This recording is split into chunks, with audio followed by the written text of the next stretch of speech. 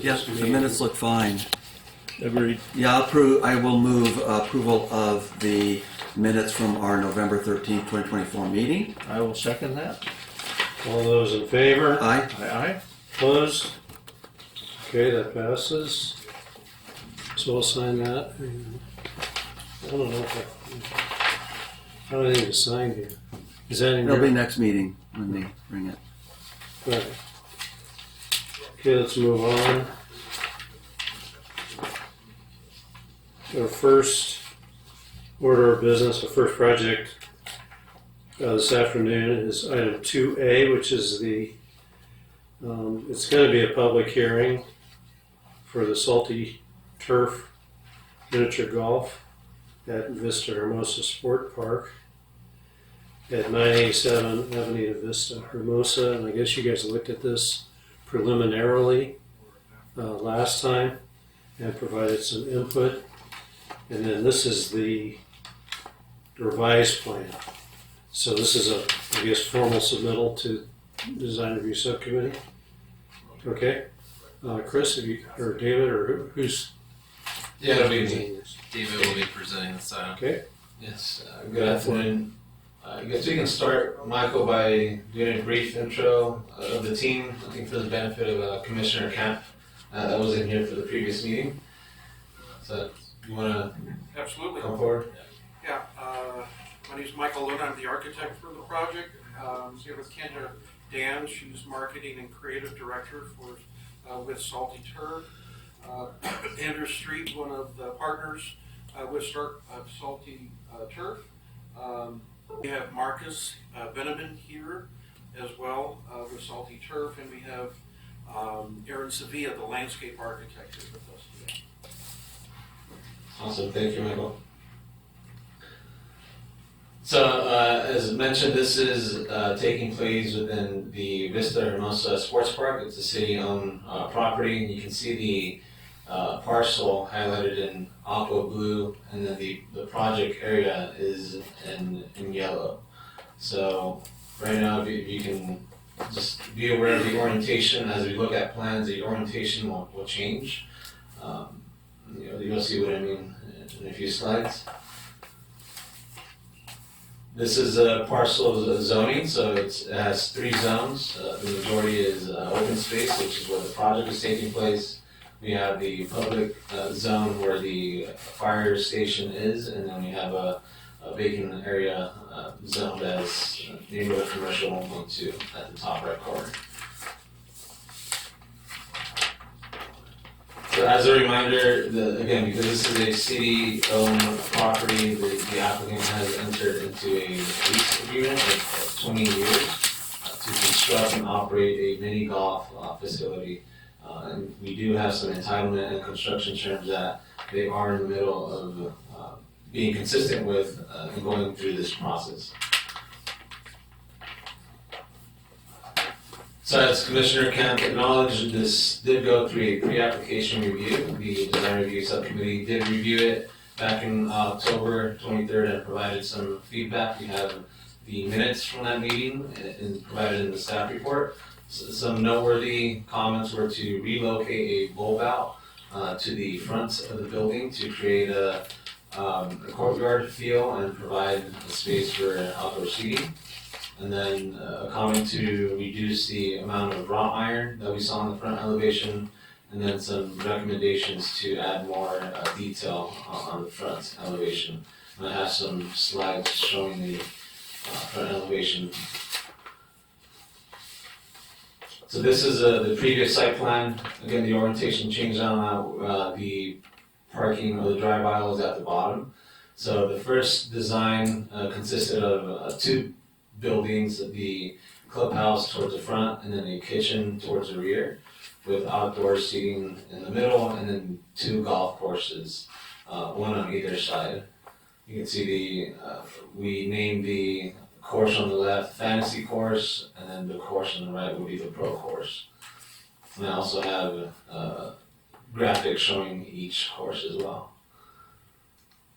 So here's the proposed site plan. So as we went through the development management team review process when they formally submitted, there was a comment from Orange County Fire Authority that a hose spool requirement of 150 feet was not being met with the original design.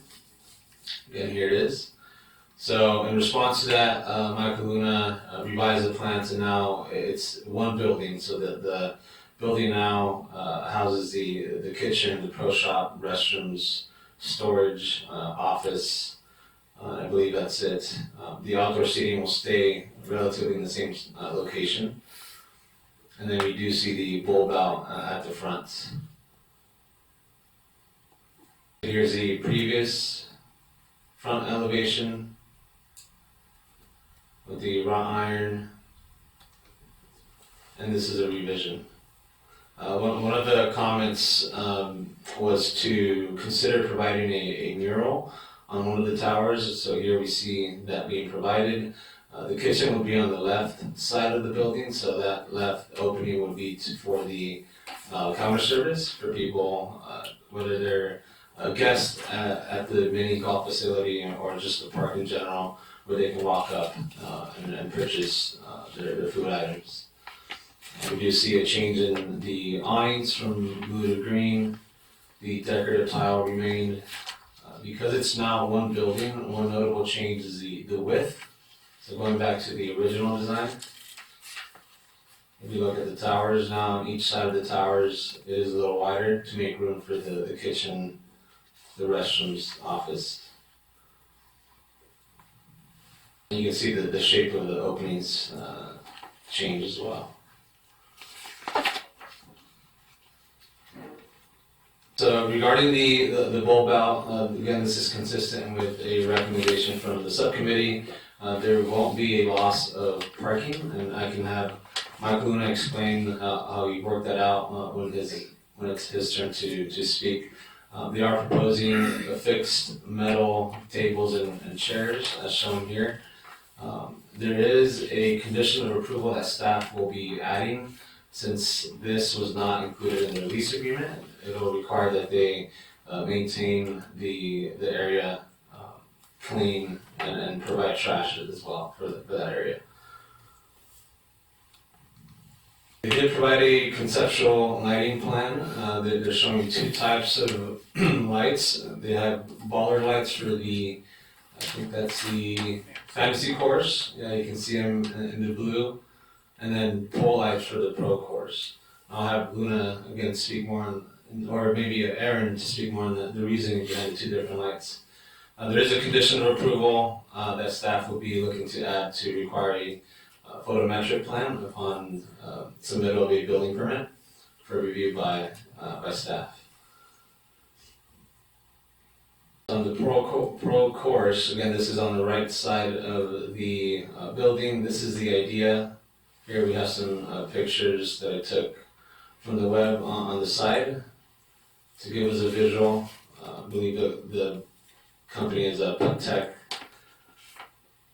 Just to give the illusion of a real course. And then we have the fantasy course. Again, if you guys want to intro on the reasoning behind all that inspiration, that the applicant can do it better than I do, but here are some pictures that inspired. You'll have some of these features at the different holes throughout the fantasy course.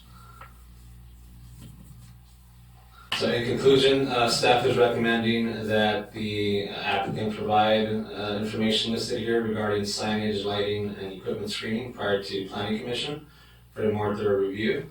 And also we're seeking feedback from the Design Review Subcommittee on these issues listed on the screen. Overall, staff is supportive of the project and believes it is consistent with the general plan and design guidelines. And this concludes my presentation. Both applicant and staff are available for questions. Okay, thank you. Okay, do we have a presentation by our applicant? Michael? So, you've all gotten a copy of the plans and you've got color exhibits and so forth. You're used to seeing me at Design Review presenting in 3D, but that's not possible here today. we think the plans and so forth that you have are pretty self-explanatory with regard to the overall massing and what we intend here. But indeed, as I mentioned before at our first meeting with you all on this project, it really is all about Disneyland meets Ole Hansen.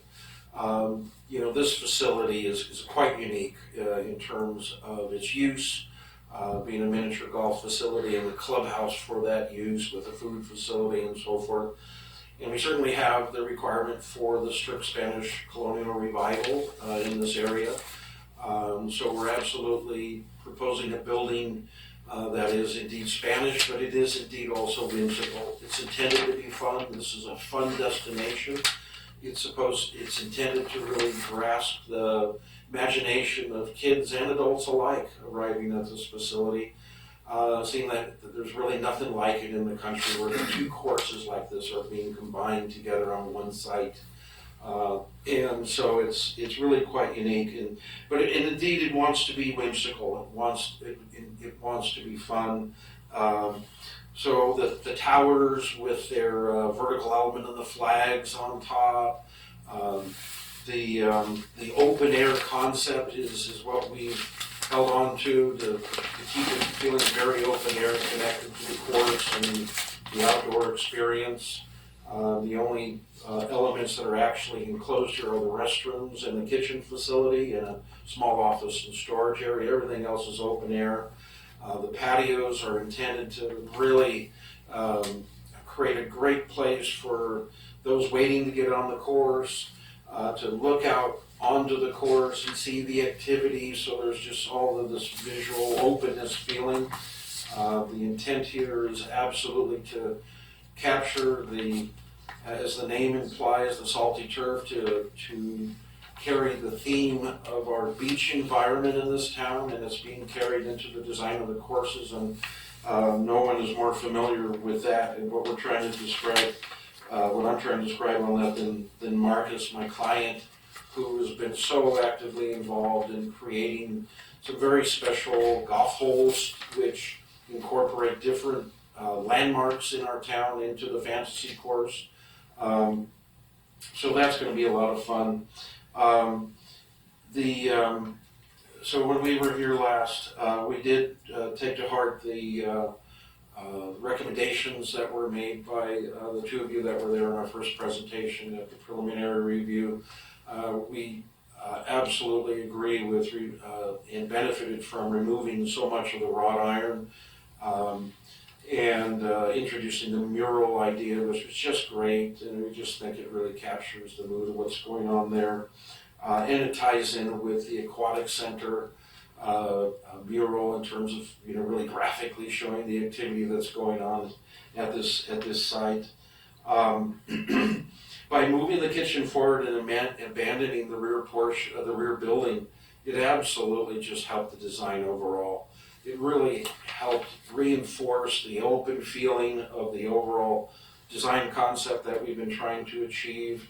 By getting the kitchen forward, it absolutely helps us to serve the park better with regard to the concession food, and having that window on the left side of that front elevation to be able to serve the visitors at the park, folks at the park, without them having to go into the golf facility. The golf facility is, once you're in it, is really intended to be for the golfers. It's this facility is not intended to have the baseball team or the football team go into the site when it's actually dedicated for golf. So having that outdoor window where folks can get a pizza or a burger or ice cream and what have you, we think is going to be a real fun element to have for the overall park.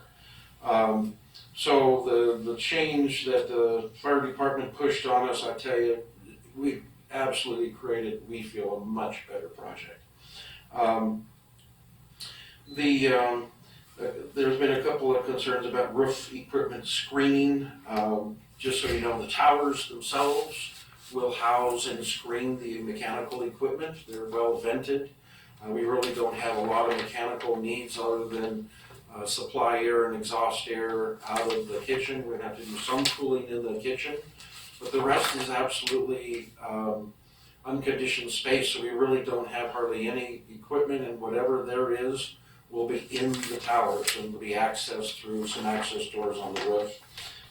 So in terms of roof equipment screening, we have that addressed real well. I'm going to share some literature with you on lighting. You can pass that along. So the roll drawings, if you have a chance to maybe take a look at that. Just one copy. We've actually incorporated exterior light fixtures on that drawing, carrying through traditional Spanish light fixtures that, of course, keeping in line with the architecture. And the in that package also you'll see some cut sheets of the overall light fixtures for the courses themselves. The fantasy course is really all about mood lighting, kind of landscape spot lighting, some light bollards. The fantasy course, so it's really going to be lit up almost like a Disneyland scene. The pro course, however, really requires a higher intensity of lighting for more precision golfing, if you will. That pro course really is a pro course that will have very challenging courses, and so there needs to be light standards with a higher level of lighting intensity. But all of that lighting is absolutely shining downward from the poles, not sideways or vertically into the night sky. But these updated elevations show you at least the lighting on the building in terms of the traditional fixtures that we have in mind. And with that, maybe I think it would be a good time to have Marcus describe a little bit of the design of the fantasy course.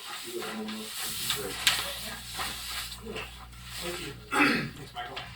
Well, like you said, thank you for, I guess, the fire department, the redesign, and all the comments from the first one, because it did help us a lot. I think it was great ideas. Probably saved us a lot of money too, having one building instead of two, so that's all a good thing. Really, the two courses, right? We're going with kind of the surf theme, so you have uppers and lowers is kind of the idea. So lowers is going to be the pro course, uppers is going to be the fantasy course.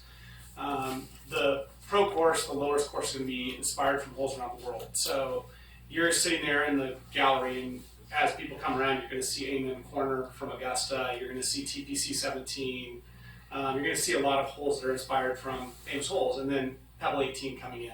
So that's your gallery view. When you guys saw that, that's your gallery view. On the fantasy side, we really kind of went with trying to build the story of San Clemente. So someone comes to this course, it's like, well, what is this? And something Kendra probably do a better job, and she's really helping with the vision board of all that. But it's a vintage theme, so it's this 1980s, 70s, 80s San Clemente meets Caddyshack, meets sort of a Disneyland vibe in terms of transporting you into the land, right? That's what they do so well. So the fantasy course is just intended to kind of tell the story. So when you go through hole one, you're getting barreled. It's actually a wave hole with, a structure over you where you're starting in the tube and it's got water running over it, and you go through being in a wave. No better way to start, a fantasy course in San Clemente than that. Kind of coming around, we're going to have a Volkswagen bus hole. Again, vintage Volkswagen bus, surfboards on top, that kind of deal. You've got the Trestles train bridge running right down the middle, a miniature version of it, right down the middle of the course. That'll be on like a sand bed with natural vegetation. Aaron could probably describe that better. But the idea being, from the water down, you're going to see like a 50 or 60 foot version of Trestles with it spelled out. You've got a Trestles hole where you actually hit it into the water. And if you hit it into the water, it'll actually carry your ball to the hole in one potentially. We have an ode to Camp Pendleton hole down the end there. So we're going to get an M38 Jeep. It will be up on rocks and kind of on the course right there on the end. You kind of see the image of it there, but the idea is just to have a really fun, honoring to our military, to Camp Pendleton, to the Marine Corps, right on hole 10. Coming around the corner, we have a skate park hole. We're going to model like a skate park in gray cut pile, real thin, kind of an ode to the skater community. Above that, we have a mountain biking hole, kind of like hole in the fence where you can hit it through. Maybe it does a chicane down, but kind of a mountain bike style hole. We have a lifeguard tower hole where you hit it up the ramp into the lifeguard tower and it comes out the other side, kind of a fun little thing there. And that'll probably be surfboards, photo ops, stuff like that. And then we end up with the pier, Subcommittee Pier. So our ball capture is actually hitting the ball off the pier. And that's where the gallery sits. So you have water running between the two courses, kind of bifurcating the seating area too. So you kind of have the separate areas for events and things. We have about 50 seats back there. And more seats on the other side, but it'll be really nice for people. They'll be looking at the lifeguard tower hole and the wave hole and the pier hole as you kind of sit in the gallery and hang out on that side, or if you're renting for a birthday party, things like that. And so, yeah, I don't know if you have questions on that, but again, thank you, because the one building, it's awesome. I mean, it's exactly what we wanted. It's high ceilings, open air. The pro shop's all open air. You know, it'll be, the windows will be open, it'll be flowing through. It'll just feel like you're not at Boomers. We don't want Boomers. You know, only parents that have to go to Boomers, right? So we want people to come in and just be able to relax and have the sound dispersed. And, you know, you're going to get an older crowd on the lowers course. It's just the way it's going to be. You're going to have you're going to have kids, maybe they're on golf teams and stuff. But it's not really going to be little kids on that course per se. The little kids are going to gravitate towards this, right? And then your seniors and other people who want to practice putting and want some challenge and different undulations and that sort of thing are going to gravitate towards the lowers course. So, yeah, we're excited. Okay, thanks. Anybody else? Yeah, I'd like to turn it over to Kendra, and maybe if you can pull up that those slides that, for her, so she could describe the overall design concept. There's the Microsoft Edge. Do you have control over that? No. should I call No. Give me a second. You can use that one, Kendra. It's okay. I like the one she. Yeah, hers is Yeah, better. yeah. It's way better. Yeah, that's right. Oh, bummer. I saw it. We're used to the conference room.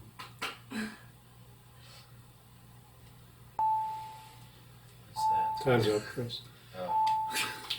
Gotta go home. We can't wait here long. All right, I'll text her. Need like a full training of this thing. What are we looking for? Is it one of our sheets? Just to know to put up her slide deck. Oh, She's got kind of a promotional. She did the same one I saw from the it. previous meeting. We had it. I think Yeah. we're Yeah, not no, familiar with this whole system. I can't getting back to it. Is, Okay. is it really You want- necessary? Yeah, I know, because it's going to take her a while to get up here. you want to just come back to Kendra? Yeah, Do you guys think it's necessary? For what I we're don't- doing? I don't On my really know. screen, I I just doubt can't control the. Oh, didn't you see it at Oh the, wait. Yeah, she showed it last I time. think so. Yeah, I don't know. It's probably not necessary. I think we've got enough You got it. stuff here. Okay. We'd love to hear it and see it, You're all but set? Okay. You can just share it, Kendra, what the kind of the Just- whole Yeah, thing is. I think you kind of touched on it though, but the whole vision behind Salty Turf is mirroring the iconic surf culture of San Clemente feel. So we drew a lot of inspiration from Caddyshack, a There you lot of go. areas There it around is. San Clemente. There we go. Yeah. So yeah, a lot of vintage. You'll see the Masters we kind of drew inspiration from. So that's where we got like the There's leaderboard idea. So we just kind of gathered some photos They to show you got it. guys where we drew our inspo. I'm gonna go to the next slide. This listen helpful. Yeah, this is just some of our logos I wanted to share.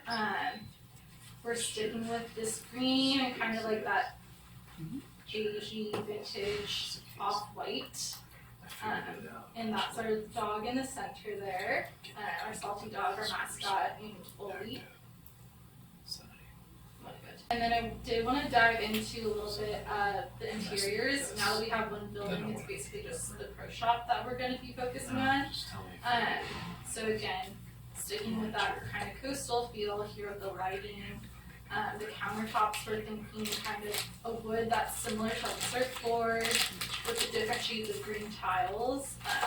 And then we love the checkers. I think it's very nostalgic. So checker floors, and then we thought that a gallery wall would really bring in really cool old photos from Subcommittee with surf photos, or we have old photos from the Muni, some golf memorabilia from way back when, and then we'll have our merch display as well. And then just a little glimpse into the dining area. You've seen the palapas. We have the striped covered patios. Very simple green, a lot of green. So our metal outdoor green chairs, and then yeah, that's kind of it. Very short and sweet. You'll see on the next slide is another photo of our salty dog. Thank you. Yeah. Thank you, Kendra. And Erin Sevilla would like to just talk you through a little bit of our perimeter landscaping approach for this project. There you go. That's what you can do. Can you go Okay, can you specifically address the front of the building and the parking areas of the landscaping there? From a landscape perspective, And what's in front of the building, as well as what's going on in the courtyard. That'd be great. yeah, let's see. Do we have a plan? Just can you give me the staff report? Go back to that folder. Go to the staff report. And then scroll down to the landscape plan. Towards the bottom. You want to go back to that one? Well, actually, you can go to mine if you, Okay. if you want Yeah, to. keep going. Let's keep going. Tell me when to stop. Keep going.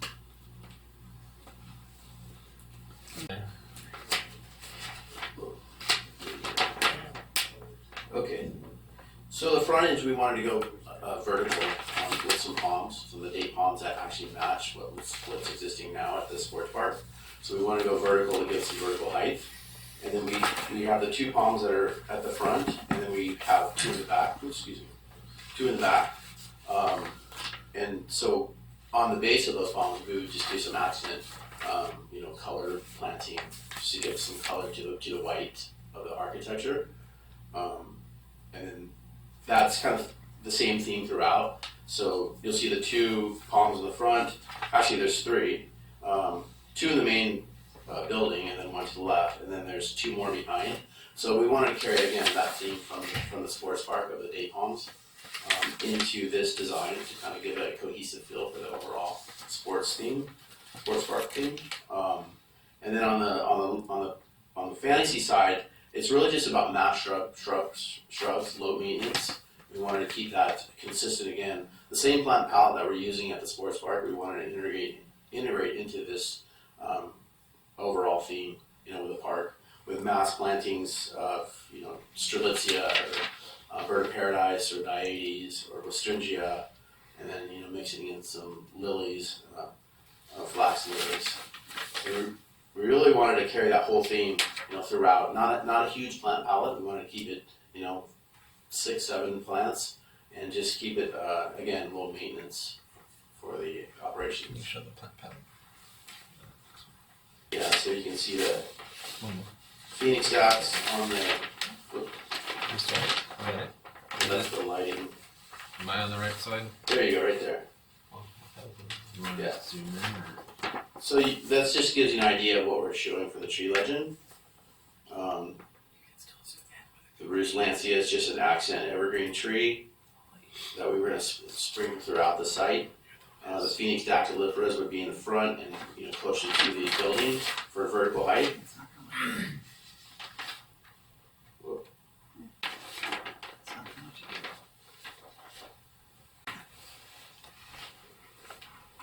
Sorry, we're trying to We're trying to maximize zoom in, the but screen it's- No, that's okay. make We have it in easy front of for us. people to Yeah, we read. can. We have hard copy right Oh, now. okay, you have our copy, okay. Okay. And then the pine sol derricas would be towards the pro course, just to kind of give a backdrop for one, the Augusta hole, just kind of trying to mimic that whole, theme there. And then the ground cover and shrubs is, again, pulling from the sports park, just trying to keep it low maintenance, mass plantings. And yeah, that's kind of where this whole idea came from. Thank you. Thank you.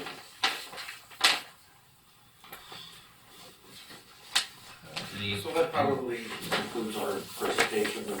And again, this is supposed to be informal, right? I feel like Yeah. I'm at city council. Yeah. Sorry about that. But, fortunately, we're not in that other council, in the other meeting room where we can get plans in front of us, but we're doing the best we can.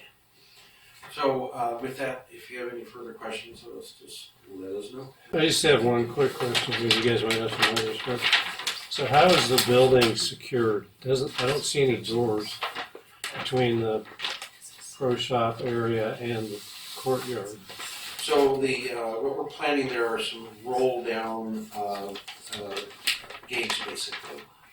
We still haven't decided whether we want to try to do something in a pocket and slide it across, but in essence, yes, we are planning on putting some sort of a metal roll down gate in the back of that portion where really I don't think anybody's going to see after hours. So we're looking at roll down doors to secure that. Okay. And then what are these two little niche areas that say uppers and lowers on the plan, A2.1? Let me get my plan. 2.1. It's probably the entrances. Is it the entrances? So those are the entrances Yeah. off of the golf course? There's onto- two entrances into the and two courtyard? exits. The entrances are right off the building, in the back of the building, and then the A2.1. exit is right in the kind of the middle of the 18th greens off where the seating area is. So we wanted the entrance and exits to be separate, right? You don't want people to just go repeat. Right. So uppers and lowers right there, where you're looking at right now, those are the entrances, so that you can see those from the pro shop, and they can help structure people going in and out there.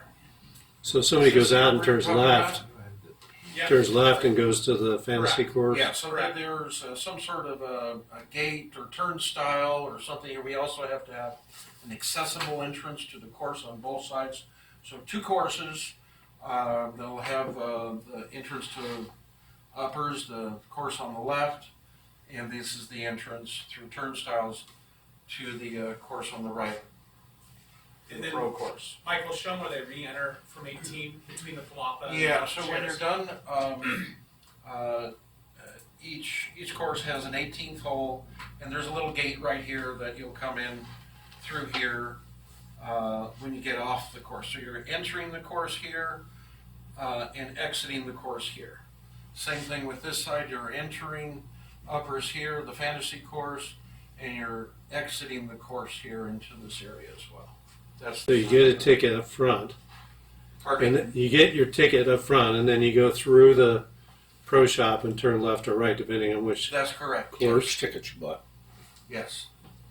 And then I assume you have like annual passes that you're going to sell. Everything's or- going to be all online. We already have like kind of a whole thing set up. You're actually going to have you'll have a QR code when you get there, like going to the movies. Imagine going to the movies, you click it, boom, you get in. We'll allow people in maybe 30 to 60 minutes prior to tea time so they can hang out if they want, but not much more than that. There'll be, probably during the weekend, we'll do day passes as well as single course passes if you want. So you can either do a day pass or just a single ticket. And then we'll also have an app on the website you can download that's going to have a scoring app. And the scoring app will actually be sliders, and it'll have pictures of every hole with a pro tip. So really fun. So you come in with your family. If you don't have the app, you quickly get it. Boom, you go in, you put your names in, and you'll be able to score right there, and you'll get to see each hole, what it looks like, and then like, oh, hey, hit it to the third rock on the left and try to bank it off for a hole in one, that type of thing. So pretty cool. Make it a really fun, interactive experience for people. Okay. You can order your food from there. You can do everything. We have a whole, the POS system that we've selected is called Venue Sumo out of Australia. They're phenomenal at this. Sure, it's we're gonna be taking all my grandkids. very simple for people to just Yeah. order food or do whatever and all in one place. Okay, and you guys talked about parking last time, I assume? We knew that there was adequate parking with the previous design, and I guess we didn't lose any by doing this. You were able to find new locations for. Yes, as far as the Parking, amount so- of parking, it's staying the same, but staff is still reviewing that to provide a parking analysis section in the planning commission report. Okay. Yeah. But you can't, unless you're playing golf, you can't really go into that courtyard, That's right? correct. You can just come up and get some food. We wanted to serve both. We wanted to have it so that if there's a lot of people there that, I think we were there at 4 o'clock on Friday last week. There's 1,000 people at the pool. Where do they eat between heats, or what are they going to do? It'd be nice to have a little window, a little takeout window. So we will provide some flyers in the different areas of the park so people can order food from there. But we really want to preserve the interior, like Michael said, and our public safety for people that are golfing. That's their experience. You want to come in there and it to be a great experience. Right. Okay. I don't have any other questions. You guys have any? No questions, no. One thing I should say, I think you're aware of this, but we're not an approval body. We're here to provide design input, mostly looking at the aesthetics of the building. We will make a recommendation to the planning commission, and the three of us sit on the planning commission. So, we feel like this is pretty important what we do here to try to get you guys off in a good direction. But it's really informal, and we're just trying to help make the best project possible. Of course, our goal is for it to be successful. But then we also will look at sort of the long-term, benefit of the property to the property, to the public.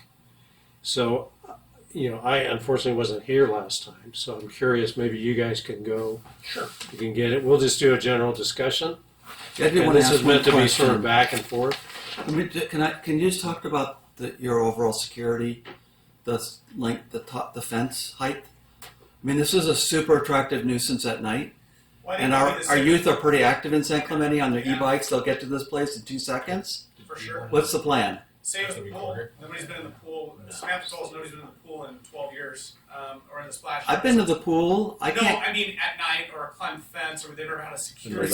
Is the pool, It's 8 is foot. your fence the same height as the aquatic center? Ideally, if we can approve 8-foot fences, that's fine. Yeah, I mean, I think that's smart. I mean, The mic. Your drawing doesn't reflect that. That's the question, and you're going to get that over and over Okay. again because your drawing doesn't indicate anything about that. okay. Look at the drawing. It's like a 4-foot fence. Oh. So it's just a common sense Well, we're not- question. well, common sense is we're not going to have a 4-foot fence either. We're going to Yeah. have an 8-foot fence. Okay, perfect. I mean, we don't want people vandalizing our property. Of course not. We're just spending a The other thing is so trash. Where's your trash enclosure going to go? We're doing it. We're adding a receptacle at the park that's right at the corner of our property. So that was already something that got discussed last time. It's on the top right corner of that. There's already a bin and a thing there, and we're adding a bin. So Okay. that was And will you have like food grade trash enclosure there, or is this not just a dumpster, right? So there's an existing 2 bin trash structure at the western corner of the site. We've been led to understand that we can add another bin, as well as another recycling, as well as a small bin for food waste. Yeah. And that's going to be in a new structure adjacent to the existing one. Okay. just to add on the security, I mean, we're gonna have cameras. I mean, this is the nice thing about doing a new build today with today's technology, right?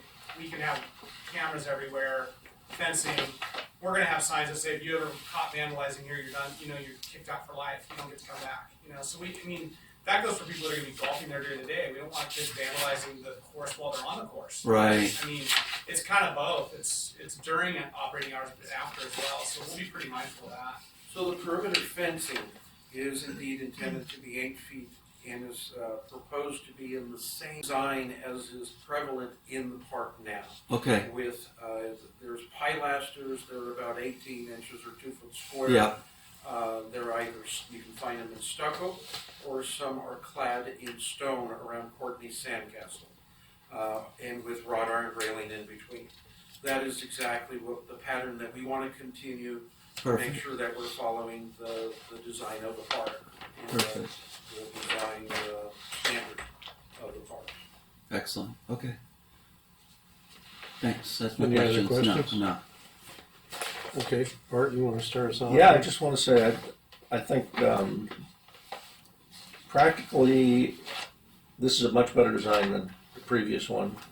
The building itself, you've incorporated your Spanish colonial revival elements into it, and they had indicated they didn't want to go quite like the pool building because this was a different environment than the pool, and it's subtle enough that I don't think it distracts from the Spanish colonial look of it.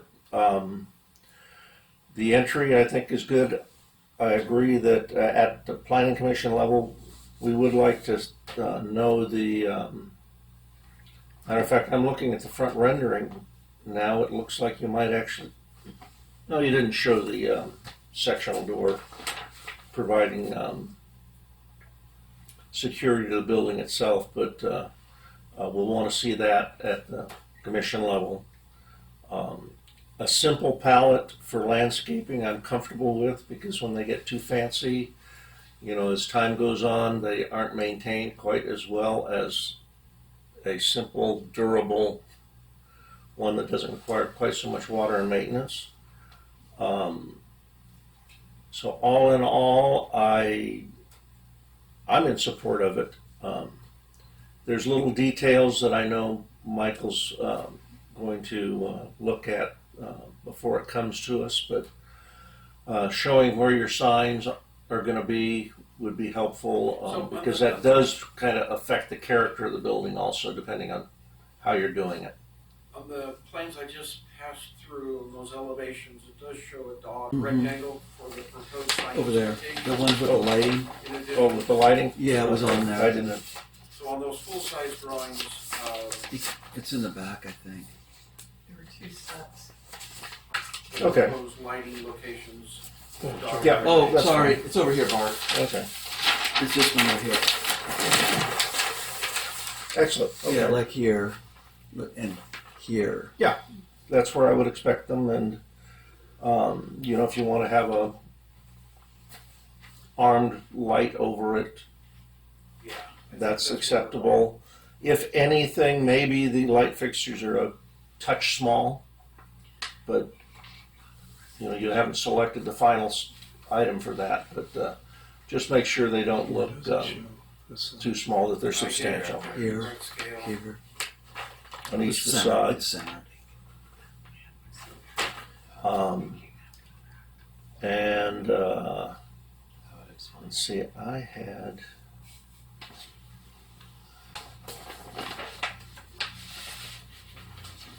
I'd like to see the trash for the outside dining in the parking have a dedicated spot for a bin, rather than just being stuck out there.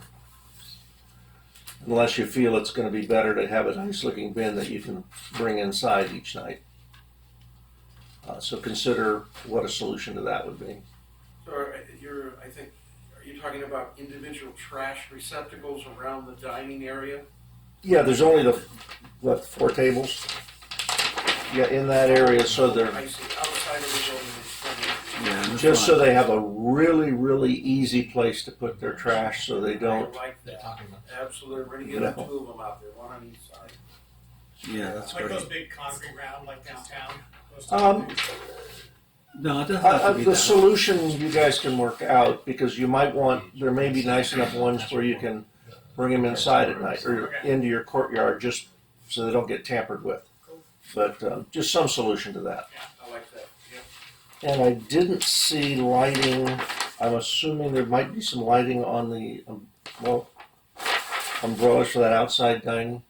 Yes, we are envisioning some internal, underneath the palapas. Yeah. We'll have some internal downlights Okay. for those areas, for those four palapas. And then we're looking at also having some downlights attached to the wood trellis, lighting up the area underneath the wood trellis area.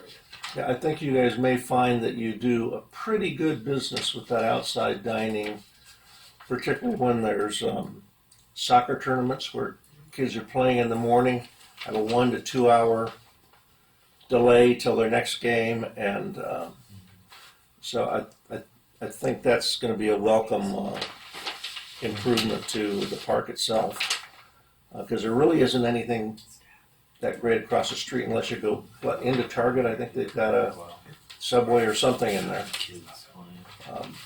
but that's about it. So I'm comfortable with it. I just as curiosity, doesn't make any difference. But how are you going to be serving the food inside? Because I don't see a So- walk-up area or. Yeah, there's a walk up on the, if you're going in, and the exit door on the left there, so the entrance is on the right, the exit's on the left. On the left side, there's gonna be server windows there, and then we'll probably also do QRs at the tables and have them bring them out to the tables. There'll be a way to order a 17th hole as well, where you can just Okay. order your food 17th hole and then pick it up at the window when you get there and then go sit down and have some food. And Steve, they did discuss, since the young lady didn't have a chance to do her presentation, that they would be able to do birthday parties or private parties, etc. In this, if they want to rent the course for a couple hours, for a company business party, whatever. So that's also going to be. If you pull up the floor plan, the level floor plan. So No wedding. there's a. It'd be an interesting wedding. I don't think they'd turn it down. Just one note, at some point we should open the public comment. Oh, very No. good. Let's go ahead and do that right now. This is a pass-through window here, would be Yeah, I didn't see any counter. glass here. That's why I Yeah, asked you. this is all counter here and around here. So there's counter in here, but we didn't want anything sticking out very far here. But you're really not going to order here. It's really all about everything's being done on your phone in this application. Yeah. I'm Yeah, let me gonna- just- I'm going to struggle then. Let's just stop. Is there anybody here that We'll let you. is there anybody here that wanted to speak on this from the public? That want to speak on this project? No. Those are my comments. That's why I didn't bother. Okay, thanks, Bert. So I'll go next. So I hear what you're saying about the app. Does that mean you're not going to have a menu board? No, there'll be a menu. I mean, There will, Yeah. somewhere. yeah, we're gonna have a subtenant for the restaurant, right? Like, so we'll have a tenant that'll be in the restaurant. And that'll probably be inside. Yeah. Okay, Yeah, it'll be inside. So gotcha. Very, very simple menu. You know, keep it simple and good food. Well, I think it's going to be a very popular spot, actually. And I think the community will embrace this really wholeheartedly, because there's not a venue like this, like an outdoor recreation, family-oriented. We just don't have it in San Clemente. So you're really going to have a kind of a monopoly on that, part of town. So maybe it'll take you a while to get popular, but it will happen. So let me echo my colleague here. Thank you for consolidating your color palette. I was getting a little concerned prior with all the different colors, and it just felt like it wasn't cohesive, and now I can see it more of a cohesive color configuration that now allows you to do other things that add interest. Whereas before the colors were so distracting, it started to look over busy, and actually to the point where the design was tension for me. Like I wasn't comfortable with it. But this now, you can breathe with this and you're not overwhelmed. So I would suggest, the whimsical, I think Michael did a great job. I think Spanish colonial whimsical is appropriate in our town and this has some good elements to that. I'm glad you leaned in that direction. The flags at the top, I'm not going to say take them down, but they're not my favorite. I do think that there's a lot you can do with flags that are relevant and meaningful. You've got a opportunity, I think, to think about using flags, like real flags. City flag, state flag, U.S. flag, and other course flags that, especially depending on the season, if the Masters is playing, you might want to put a Masters flag out. Those kinds of opportunities are available because you've calmed down your palette. So now you can splash those points of interest and people can focus on them and notice them and see them. So I would suggest that, think about that, and make it more that direction versus kind of the circus flag type thing. Thank you for reducing the wrought iron and the mural, introducing the mural. I think that's great. I will be focused at the next level on your conditions of approval, specifically maintenance around at the front, and making sure you pressure washer it, consider that like a daily. So just keeping it really clean. One of the things I'm going to tell you now, so I don't have to get into it later, would be, this part of town, a lot of people think, it's pretty urban, it's Talega, it's very heavy, and I'm telling you, I live there. There are coyotes everywhere, there's possums everywhere, skunks everywhere. They're in my yard every day. This will be a place where you will have wildlife and rodents at night, for sure. So you just want to make sure there's nothing drawing them in. You want to make sure there's no place for them to burrow in on your course and make a home. That would be something I would really talk with your architects about, because there is a very high probability that they will find a home here for you, and you don't want to have golfers going, there's a possum or something, or a skunk. Yeah. So just keep that in mind to kind of varmint-proof or wildlife-proof your facility, and that's why I asked about the food-specific bin enclosure, because those smells will draw them in. And then once they're there, they're gonna start rooting around looking for a hole to get in and all, or whatever. You know what I'm saying? The bike rack, I think that's a great place for it. And you can have them on both sides. Yes. Okay. Talega's full of e-bikes. I can really see, especially in the summer months, kids just coming down there and coming down and parking. I mean, right now we have a big problem with e-bikes just because the kids have nothing to do, and they're swarming Target, they're in parking lots creating mischief. This is going to be a great location for them to go. You'll have really opportunities for maybe potential day camp visits or other kinds of opportunities, especially in the summer and spring break times. So having those are important. And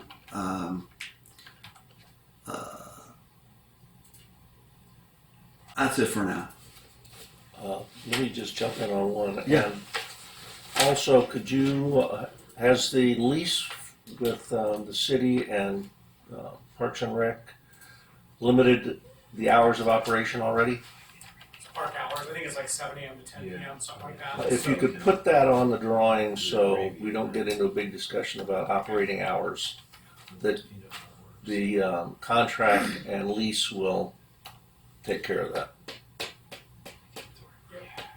Okay. Good point. I don't know that we'll be open 7 to 10 every day, but Yeah. No. Those are the available hours. yeah. And just to answer your question on the maintenance, I mean, like when we talk about a Disneyland experience, we have to keep it clean. Yeah. You know what I mean? Like that's got to be the priority. So if we're open at 8 in the morning, we've got people there at 7, shooing out the critters and making sure everything's clean. And I appreciate that. We have on Del Mar many businesses that say the same thing, but the reality is, with ice cream especially, and it sticks. Yeah. It's after a while, it's just, if you go on social media about San Clemente, you'll actually see complaints about Del Mar and how sticky it is down there, especially out adjacent to the ice cream shops. So you just want to make sure you don't fall into that complacency. That's a big deal, especially, for this. It'd be great if you just really were on top of that. Yeah. we're Okay. gonna do like a concrete, like a concrete inside, so it's kind of like looks like shells and things in it, but it's concrete, Easy to hose so it's off. Super easy to hose Well, we off. can't do much hosing. Kind of thought that through Not pretty with well. city rules. You can't power wash. Well, here they It's can. environmental. I don't know. It's, Yeah, you'll want to talk to Zach about your power washing. Okay. Make sure it's in your WAQMD or whatever that water quality management plan is.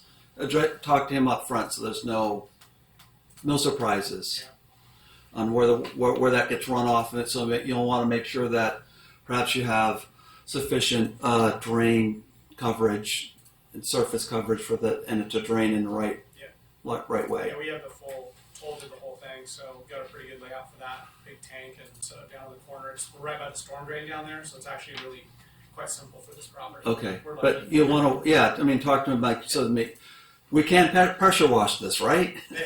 Yeah. Good. Okay. Again, I wasn't here at the first one. I would have brought this up. Michael, you mentioned that it's very whimsical. You're not talking about the building because there's a strong effort at making it very symmetrical, very sort of static.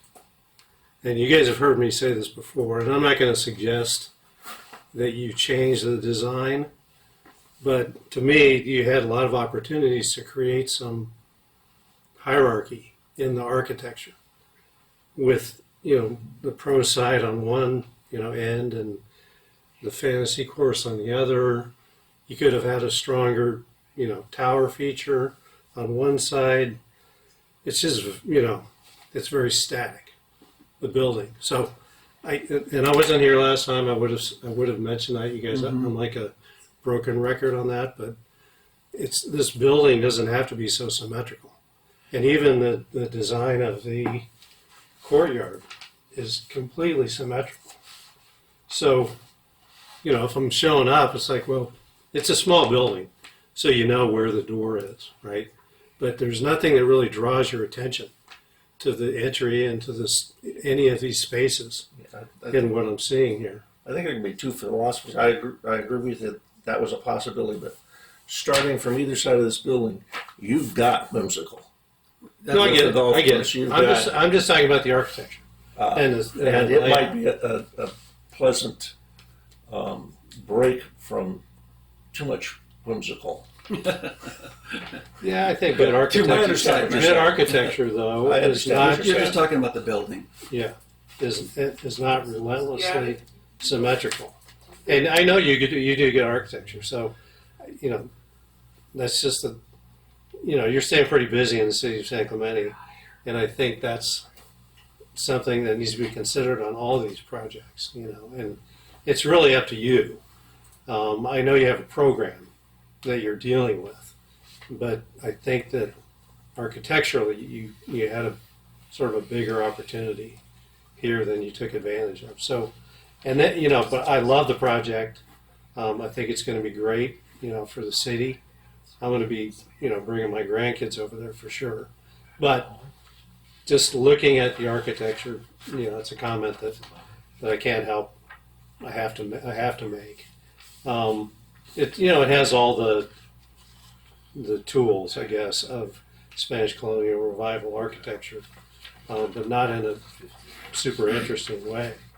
A couple of details I would comment on.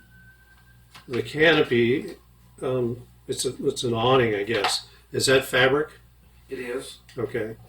And it's on the north side, so it's not there for shade. It's just for a feature. It's just an architectural It's a feature. feature. It's really, trying to grasp the whole outdoor feeling of having an umbrella, if you will.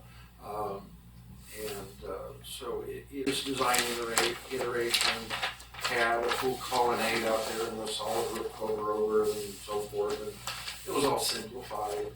And we felt that the fabric, it's so inherent to golf. It was part of the whole mood imagery of the design concept to have that outdoor feeling, and the canvas seemed like it was really achieving that outdoor feeling, the light, airy outdoor feeling. Well, it gives you an accent. Yeah, and the two towers, you know, is the fact that it is symmetrical is really, I think, you try to echo the fact that there are two courses here. And with that signage, we're going to be able to really kind of echo that. So with two courses, two towers, and where it feel, you know, depending on which one you're going to, there's kind of a feeling of a tower and an entry for each course and a landmark for each course with these towers is what we try to achieve. Yeah, but they're very that's kind different, of why very different courses. Yeah, I very. think there's a potential to have. Yeah. Anyway, I don't need to belabor that. The fabric, you know, long term could be a maintenance issue. These things, they do fade. I mean, even if you use a sunbrella. One of the things I was thinking, you've got this trellis on the backside. You know, you could have a section of that in front, which would kind of link the courtyard and the front of the building. It just as part of your vocabulary. Just a thought. So we tried that, and then that meant we had to put posts out front. It seemed like they were in the way and something. You could do an eyebrow. I think you could do an eyebrow with some corbel, which would be, to me, it would link the courtyard better with what's going on in the front of the building. Just a thought. It felt a little heavy and not as airy that when we discussed that option. Okay. Again, these are just suggestions. So the railing on the courtyard, that's all rope. It is. Okay. So there's a rope, kind of like a top rail, and then even the screen material. Yes. That's also rope. Yes, indeed. Okay.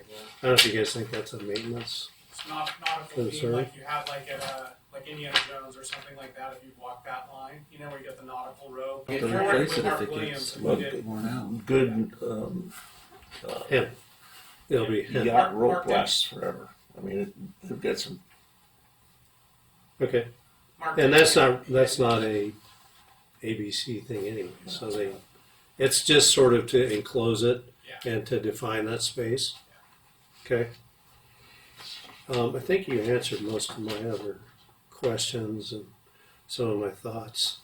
I did have a question about the flags. You don't know, those are just banners or, They're like those little What? triangle flags, you know, like where you have a little, probably like the little triangle flags. It's not gonna be something big and gaudy or Oh anything. my It might just be uppers and lowers, honestly. Like, kind of thinking of it more like a little golf flag. And maybe we can play with it like what Cameron said. It might be kind of fun to change them out here and there, and if it's not too much of a hassle, right? So we'll have to think about that and how we can get to that easily to be able to change those. Okay. It's pretty simple. regarding the landscape. Oh, another thing, I noticed on the exterior you have wood doors that are going to be painted. You know, might it not be a better idea to use metal? No, those are, we intend to use steel doors on those. Oh, you do? Okay. For maintenance. And then this is aluminum, the storefront in the front, Right. Indeed. And Just that's a- over the that's a ticket black- window. black anodized, is that it? Yes. Okay. Okay. And then the tile, you have this base tile at the openings, the one in the middle, and then on either side. Is that recessed or is that a flush condition? The ones on the sides are recessed. Uh-huh. The one in front is actually recessed as well, and that's underneath the ticket counter. Okay. And then you've got a black, looks like a mosaic tile around the mural. Yes. Is that the only place you just have that? A perimeter black tile just to make the colored portion pop, creating a bit of a frame. And that's what they employed on the aquatic center. They had a black trim around the frame around the other hand-painted tiles, and so we liked that because it makes the mural pop. It just gives it just having the black trim around it. Okay. Tile. And you mentioned that the two towers are going to be vented and they're going to have the mechanical equipment. What's this chimney element that you have over on the left That's the side? exhaust for the cook hood, for the exhaust hood on the cooking line. So we need a separate exhaust for the grill, for the, over the gas appliances in the kitchen. Okay. So just for purity's sake, if you're going to go totally symmetrical, Oh man. There's your whip. why would you have a fire chimney? Oh, that was Right on what the we end. thought our whimsical was. No, I'm kidding. We can have a big vent for the bathroom if we need it. Yeah, I'd prefer that, I guess, to a pipe sticking up there. But you got to go all the way with this symmetry, man, if you're going to do it. I'm just giving you a hard time. Let's talk about the landscape just for a minute. It looks like in the front you just have really two materials. You've got the date palms sort of flanking. Of course, there's that symmetry again. And then you just have on the, I think on the planters, the bulb out. I've never heard that term before. Who came up with that? And that's a standard term. Is that? Oh. Mhm. So those are just going to have one plant material, and it's a shrub type. On the front, you talking about? Yeah, on the front, on either side of that seating area. Yeah, in front of the building, we'll have the two palms, right, and then probably just have one, maybe two. We don't want it to be. Yeah, it looks like you've got this. Yeah, you've got the Dianella. Yeah, So that's it. for now, yeah. Yeah, I would suggest that maybe there's enough room there that you could do some layering. Yeah, Possibly it's put tight, some. though. That's the problem. It's tight. So we want to, with the trunk of the palm, we're gonna have limited space around it. So if we can get a background in, then we will. But It's not a tiny area. I mean, there's enough space there that you could get something a little more vertical sure. mixed in, and maybe a couple of boulders. I mean, give it a kind of a nice garden effect Okay. instead of just putting, one material. Right. Are any of the trees? I mean, I love the golf courses. I think those are great, but are any of those trees multis, or are they all just single? Trunk. I think for like the roots, we'll just go single, and then the palms will be single, and then the pine, will be just a single or standard. Okay. Those pines are super messy. Yeah. I mean, you get pine cones, Needles you get everywhere. the acorns. Sure. I don't know if that's going to affect your golf. I would have Program. pine tree. I think that that's where maintenance comes in. You're not gonna just let those pines just go, right? We're gonna maintain those to Yeah, but you get the wind blowing out there, and yeah. you're going to have pine cones on the It's floor. one thing to maintain it. It's another thing to have to clean it up every day. Sure. That's the difference. Right. I would rethink the pine cone, the pine tree myself. Yeah, I think that they're bulletproof.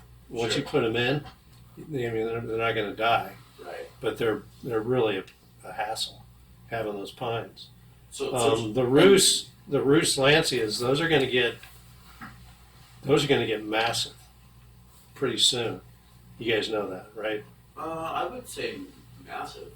What's a Roost Lancia? The roost gets- sumac. It's just like they're used a lot for that reason. So they don't get out of control. They're nice and tight and uniform. So that's why we like to use them. Yeah, and they're a little messy at times, but they're evergreen. So I think that's actually a good choice. I like the multis Yeah. because they have more character. But So just to note real quick, I am proposing to use shamrocks. The palm, they're small, right? They're smaller and they are multi-trunk. So that is, in addition to the trees, I was thinking we'd do a couple shamrocks. That'll give you that multi-feel. okay, yeah, a lot of those stuff that you're proposing is pretty sort of loose and flowing, with the exception of these bird of paradise. And you've got those kind of between the upper and the lower courtyard space. Those tend to stay really, compact, sort of to themselves. It'd be nice to get some material in there that would kind of open up a little bit. Sure. And I was thinking that the bird of paradise is, I'm showing it in masses, so it creates a stronger effect, So it's not just like, onesie twosies, it's It'd be strong. like a divider. What's that? Like a divider. yeah, it's just they stay. If you look at birds, they're typically, it's like I you mean, see But they're they can birds get pretty separate. tall. They can get pretty big. They're probably, 2-3 feet. In about 10 I mean, years, I would- those I things would will say be that's like a big area. huge. I mean, that's this whole area Yeah, but between those two. in 10 years, And they could isn't go there a 20 grade feet change tall. there I'm not exactly sure what you're talking about. between the upper and lower court? Yeah, there is. In the back. So, if So you it'd be look- nice to have something besides just the Sure. birds in there. Okay. Something that would kind of open up in that space. Do you have? Is there anything you can look at? And I just want to make sure we understand what area you're talking about. It's right in the back. I don't know if you can bring a plan. He's looking at the landscape plan. Yeah, but PLP1. Are you talking just? Just leave it. In the courtyard. No, Right there. right there. No, in the middle. Right there. Got it. Okay, Yeah. I see what you're saying. Yeah. Okay, perfect. Thank you. I mean, I think it would add some character if we could get something that would kind of Yeah, open up a little bit in that space I agree. and define those two separate. Because I think it looks like there's some steps there, right? Yes, So you step down to that lower patio. yes, So there's an opportunity for you there. I think add some character with the landscape. I agree. There's, And then you don't show any landscape, and on the rendering, and maybe this is not your scope, but the two fingers in the parking lot, is that already landscaped or? no, we're moving. No, that they're not here existent from right the- now. That's being moved. That's new. They're that- being moved. You see that corner on the edge? There's 4 parking spots on the round. Uh-huh. Yeah, right. See those things? We're creating 4 spots there, and then we got this kind of went through approval last time, and then we're using those 4 spots to incorporate in front of the building instead. That Yeah. was actually a They're, suggestion from these they're guys. reconfiguring the parking lot. Right now, that's just parking now. Yeah, so I'd say if you can add that to his scope. I don't know who, Chris, I don't know who, The plants sets the there landscape are for the the parking blue. fingers. Are you seeing the blue? Are you talking about The parking island. right here? I think. Yeah, the parking fingers on either side. Oh, There's the two on Oh. adjacent to the bulb out. Yeah, Oh, those fingers I think are already there, aren't they? Those other 2? Those are already there. Those are existing. Okay. Those fingers. We didn't do anything with that. We just added the blue where the blue is. Okay. We didn't mess with that. And that's probably at least a 6 foot, hopefully. I don't know if it's that. They're not very wide. They have landscape in them already, I think, if I'm not mistaken. No, I'm talking about the two that you're adding. Oh, the 2 we're adding. I think, again, there's an opportunity to I put a want to say little it's bit. 3 feet internal curb. Or, And get some more landscaping adjacent to the building got it. Okay. at the base as well. And I think the palms were like, Cameron, I think you mentioned it last time, was just, you want to frame that entrance. It was an opportunity to do that. That was part of the reason for what you guys see here. I mean, it was some of the things. Yeah, no, the date palms are good. I don't have a problem with those. Cameron likes symmetry, I think. Or where it's appropriate. But, nice job. I'm really looking forward to you guys getting this thing Thanks. to Planning Commission so we can get you moving out there. Thank you. Thank you. I don't have anything else. I don't think. I'm good with it. Yeah, well, let's just move it along to the next thing. Is that good enough input for you guys, Michael? Thank you. Thank you very much. Thank you, everybody. Thank you. Chris. Thanks, Dave. Okay. See you in January. Okay. Look forward to it. Yeah. I will be absent from that meeting, so I'll, What? yeah, sorry about Not that. for all this. Thanks, David. Yeah, I appreciate you guys. Thank you for all Okay. the feedback and yeah, look forward to being here. Thank you, gentlemen. Take care. Happy holidays. See ya. Okay, let's go on to our next item of business, which is 2B. Public hearing for the Alzati residence. Did I pronounce that properly? Yes. Really? Wow. He's, I thought I was going to mess that one up. But then there's a name underneath here. Rusinski. What is that? Oh, that's the. That's a planner. That's That's I don't think- Lexi, our staff planner, but I'll be presenting this for her. She's gonna make it today. Okay. So All right, so Chris, you're I'll be presenting this one. going to, all right? So I will put the screen on. Okay, so this is a request for a development permit to construct a single-family home on a vacant property here shown on the screen. It's just outside the Pure Bowl specific plan. It's between the downtown and the Pure Bowl, close to the entry point to Linda Lane. And this is one of the primary circulation routes down to the Pure Bowl. So I think it was in 2022, the city had decided to expand the architectural overlay to include this property, which the owner had purchased it prior to that land use change, right? So that meant that this project would now need to go before the Planning Commission, and since then has redesigned the project, incorporating comments from staff before taking this item to the subcommittee today. So a number of changes have been made to get to this point. And the project includes a single family home. And again, it's on a vacant lot. I'll just show you the vacant lot here. So this is kind of the vantage point looking up from Linda Lane. And I will show the plans. This is the wrong document.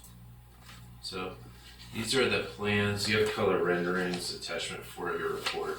I don't have the latest ones on digital.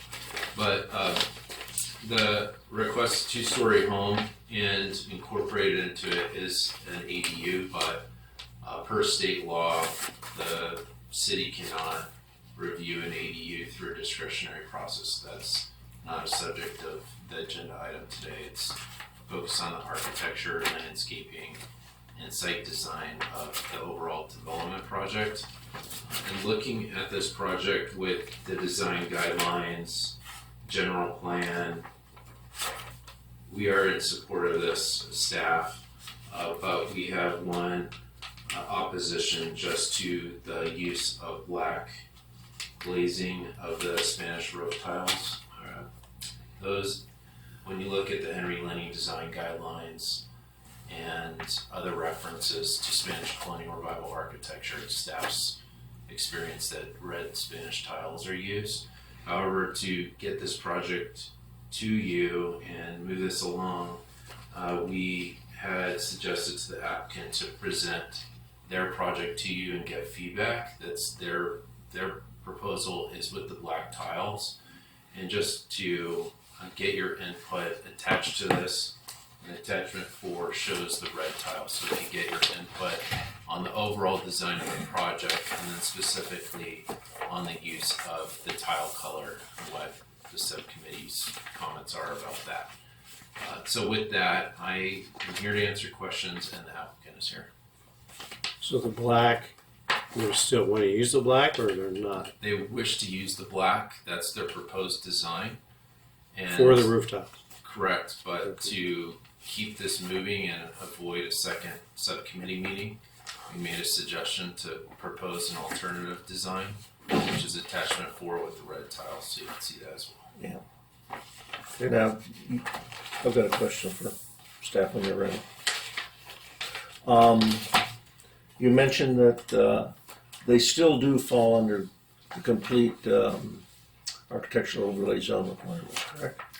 Yes, they're in the architectural land. And unfortunately, there's really no historic on their block, correct?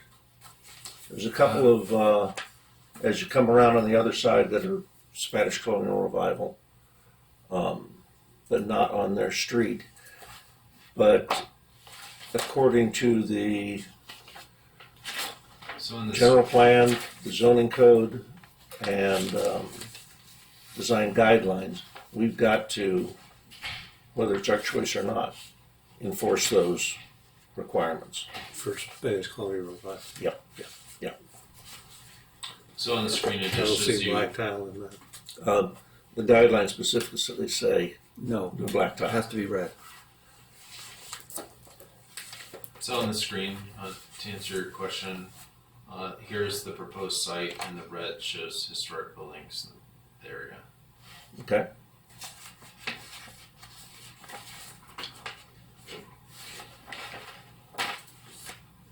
So it's a JADU. It's not Junior a, ADU. it's a what? Junior ADU. Yeah, junior, because it's connected to the house. Not just an ADU, which it shows on the plan. It can be an attached ADU, so a JADU is limited to less than 500 square feet. And I don't. It's less than 500 anyway. Okay. Then yeah, it's I think probably that's- would be classified that way. Yeah, because it's actually part of the house. And just an understanding, it doesn't affect us today. I just want the applicant to know if you know the answer, and I'm sure you do, Chris. There's no availability for short-term rental, correct? Correct. Would have to be long-term rental. 30 days or more.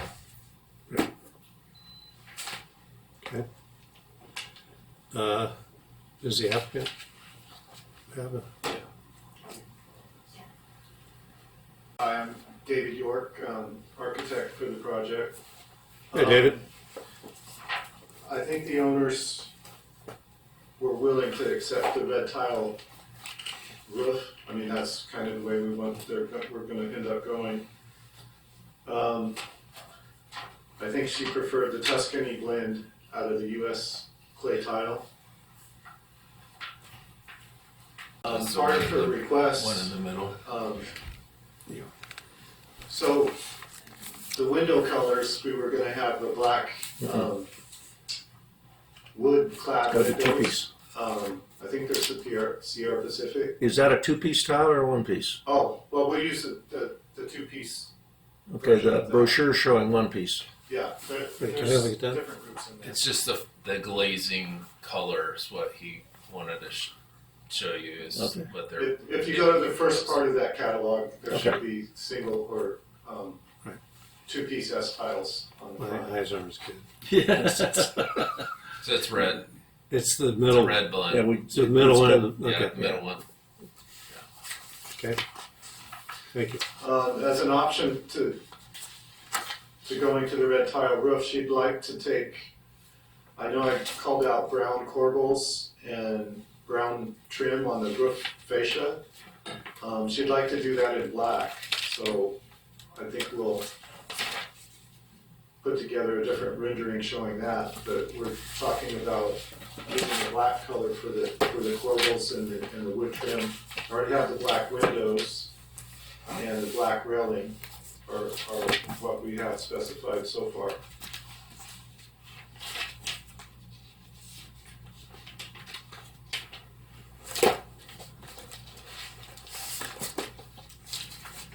Okay. Is that it? Do you have more? So I was waiting for comments back from you guys. We're trying to, the front, we wanted to make a little bit of a pedestrian feel to the front by having a front patio with the landscaping around the left side of the front. And part of the elements that we wanted to create with the front, doing a little bit of a 45 cut on the front facade was to try and give a little bit of a tower effect from if you're standing down below, just to break it up from being a straight on Rectangle. Spanish Bible, just to add some accent to the front. And then working with staff, we simplified the roof to where you can't see any of the roof deck that's going to be up above. So from the street, all you'll see is the clay tile roof as a traditional Spanish revival. And so, working with Chris, we kind of simplified some of the elements so that keep it into that style. So those are kind of the two major things on this one. It's a small, they're not a big lot, so I can't do a whole lot. Is there a landscape plan? I notice you have these, looks like raised planters. In the back, I think. Yeah, well, To the back? there's a fairly decent grade change from the street to the main part of the property. So we're gonna have that probably 24, 30-inch raised patio in front because of that grade change. Steve? And that would encourage No people one. to sit outside because you're not gonna be right on the sidewalk elevation, a little bit above, to give you a little bit of separation there. Okay. So how does that shoot? And then inside these pilasters, you should have, there'll be landscape inside of them, they're not, that's part of my landscaping area too. Okay, yeah, I missed that sheet when I was reviewing it. Okay, thank you. They're all folded up together. I don't know what you have. I read this as a title here. Oh, okay, yeah. But So what are you proposing to have black So, trim? so we wanted to do, Fascia and rafter tails is what I heard. right, so we'll have the rafter tails to be black, and then you'll have the starter board underneath would be black. So you kind of get some black perimeter around this. Looking up, you can't really see it from the renderings because you're looking kind of down. So what would be the garage door and the header? That would be, sorry, if I may, I have a picture here, Okay. because. all right, I'm pass the Nina. phone around. I mean, I think I sent an email to Mr. I Wright, had her send it to you. Oh, that's you? Okay, that's Okay. me, You yeah. can look it up. but it was just right now, and I apologize for that. Okay. But that will be, and I have no problems if you guys want to take my phone, just to get a little bit of the look, what I mean with the black, if that's possible. And then the window would have the same Tuscany red as the roof. So it comes on your revival style house. The garage I would also then match, so I have some symmetry with the black windows. That will be black. So we would have that beautiful red roof, which I think the Tuscany color is really a great one, with the black windows and can't the see. black garage because of the iron of the balcony. That little princess kind of French balcony with the black. I think you can't see it here, but you see the idea. Sorry for my phone, and Yeah, next you time should have brought my I will glasses. have it. You can. Yeah. So the black cornice. Yes, Is what you're underneath talking that, about. right, because I believe This is she'll something be- new I've never seen before done. I haven't Spanish colonial revival here. I haven't seen it done before, but just one thing I wanted to make a point of focus in mind and working with the applicant on this project and giving feedback on the architecture before coming here is at some point we had a training with Henry Lenny, right? We had a quite a long training with Henry Lenny, and something struck with me in how he made quite a point of emphasis in that training that the city should stay true to Spanish colonial revival, but also be welcome to whimsical. So not expecting everything to be the same. So it needs to be true to the style. I definitely think red tile is part of that. But there has generally been an understanding that there's more flexibility for trim colors. Usually I've seen that more in windows and doors. I haven't seen that a lot in corbels, but it doesn't mean there's anything saying you can't do that, right? So it's more of, I don't see that becoming like a regular thing that the city should welcome. You know, like every property having black garage doors. But Yeah, I think Yeah, we it's can something we can unique. sort of take that into consideration, but you know, whimsical. I mean, we could look it up, I guess, in the dictionary, but that's a sort of an overall theme. So you can say, and we could talk about this more, but you could say, okay, there's one detail, and that's going to add whimsy to my design, but the rest of it is very sort of more traditional. So I think there's still, I understand the suggestion from Henry, yeah, but I think that it needs to have, like, for instance, I keep going back to the Santa Barbara Courthouse. There's a lot of whimsy all over that project. And I'm talking, this is sort of a philosophical, doesn't necessarily concern you and your project, but I think we understand what you're suggesting but we need to consider the appropriateness with the composition not only of the house but its neighborhood. In this case, such as it is, right? I mean, it's not the greatest neighborhood in terms of examples of high quality architecture, but Yeah, so I'm mentioning that for the subcommittee to give their feedback on whether which you I think we're is prepared. Yeah, we're appropriate, prepared you to do that. And then, as a point, I just like this tower. There's unique detailing that stood out to me when I looked at this, like the cornice and the edging and everything. And to me, that was a whimsical, unique design element of this project. And so, Okay. that is an example of something that we looked at before we got. Okay. Thank you. And we're going to have a discussion. Our goal here is to give you enough input so that you can go away and you can be ready to, get this thing approved at the planning commission level. Thank you for considering it. I really appreciate it. I'm also more than happy to be more prepared next time, just with the whole holidays and family and everything. And it was spontaneous that I'm going to be here to prepare a board and have you see more of a vision with the color, how they really actually work great together, especially with that little detail what you just mentioned on the tower, how that red tile and underneath that black will really make it look rich but still be in that Spanish colonial revival style. I think once you see it all put together, it will really make a statement, a really great statement, but still be in the rules and in everything that's required from the city.